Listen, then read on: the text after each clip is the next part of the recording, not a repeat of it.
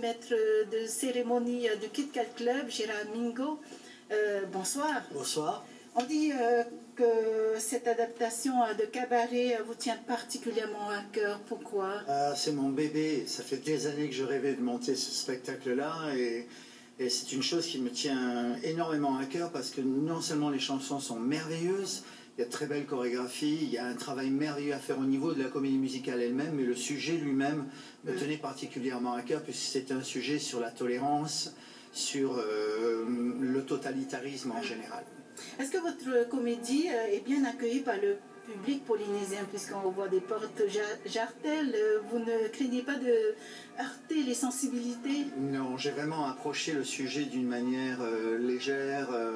J'ai essayé de gommer tout ce que j'ai vu à Paris qui ne me convenait pas, que je trouvais personnellement vulgaire. Je l'ai enlevé.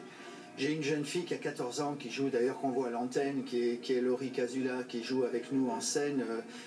Je ne vais pas demander à une personne de 14 ans de jouer dans un spectacle qui serait graveleux ou vulgaire, il n'en est pas question. Donc j'ai vraiment pris soin que ce spectacle soit un spectacle tout public. Et je veux vraiment que... J'ai remarqué d'ailleurs qu'il y a de plus en plus de Polynésiens qui viennent voir ce genre de spectacle. C'est une réflexion qu'on m'a fait vendredi soir, samedi soir. On m'a dit, tu as vu dans la salle, il y a une majorité de Polynésiens dans la salle. Et comment expliquer cet engouement? Je crois que les gens maintenant ne font plus de différence. Quand ils savent qu'il y a un spectacle qui est chouette, ils viennent le voir, même si c'est un spectacle qui est monté par des popas. Ils ont envie de se dépayser, de voir autre chose. Et puis je crois que les Polynésiens maintenant voyagent beaucoup. Ils vont à Los Angeles, ils vont à Las Vegas, ils voient d'autres spectacles qui sont ouverts à ce genre de culture. Et c'est pour ça qu'il faut continuer à faire des spectacles comme ça. Qui est MC dans Kit Kat Club? MC, c'est Master of Ceremony. C'est le maître de cérémonie, c'est le monsieur loyal du spectacle, c'est celui qui dérange un petit peu tout le monde et qui fait la liaison entre les différentes chansons.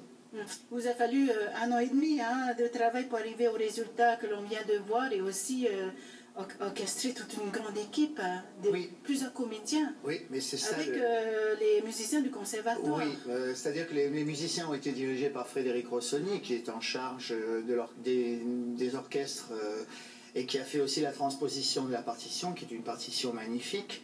Moi, je me suis chargé de la mise en scène, de la chorégraphie, de la formation des acteurs et des danseurs. Christine Casula s'est chargée de faire le coaching des voix. Il y a pas mal de travail au niveau des chansons. Oui, en effet, vous avez aussi créé les costumes. J'ai créé les costumes, j'ai créé le décor aussi. Enfin, il y avait déjà pas mal de travail, mais j'ai une bonne équipe autour de moi. J'ai Jean-Luc Casula qui s'occupe du son et des lumières, Christine qui s'occupe des chansons, Frédéric. C'est une chose que je ne pourrais pas faire tout seul, quoi. Vous jouez ce week-end les 3 dernières dates. Pas d'autres représentations en vue? Non, ce sont les dernières. Le succès grandissant? Non, pas pour l'instant. Et rien n'est prévu. On va jouer vendredi, samedi et dimanche. Et dimanche, ce sera la toute dernière. Merci beaucoup d'avoir accepté notre invitation. C'était avec plaisir. Et puis nous clôturons ce journal avec cette exposition des œuvres de